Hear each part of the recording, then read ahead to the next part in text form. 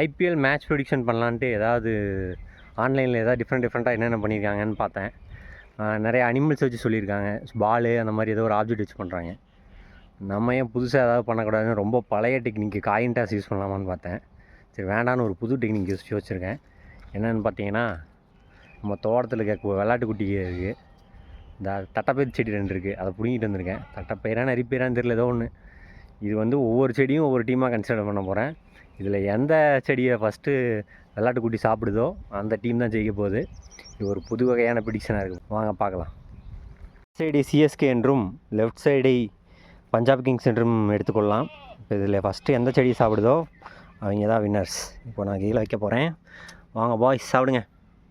Right CSK, left Punjab. என்ன பஞ்சாப் பக்கம் போகுது? ஏய் சிஎஸ்கே, என்னையா சாப்பிடாமல் என்னையை பார்த்துட்ருக்கீங்க? போய் சாப்பிடுங்க. ஐயோ என்னடா அது அநியாயமாக இருக்குது. வெள்ளாட்டு குட்டி என்ன வெள்ளாட வச்சு நான் ப்ரெடிக்ஷன் பண்ணுறேங்க. ரைட் இருக்கிறது சிஎஸ்கே, லெஃப்ட் இருக்கிறது பஞ்சாப். எது ஃபஸ்ட்டு சாப்பிடுதுன்னு பார்ப்போம். ஐயோ என்ன பஞ்சாப் பக்கம் போகுது?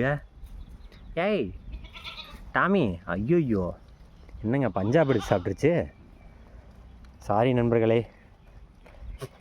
எங்கள் வெள்ளாடு பஞ்சாப் தான் ஜெயிக்கும்னு சொல்லுது. சிஎஸ்கே அனாதையாக கிடக்குது.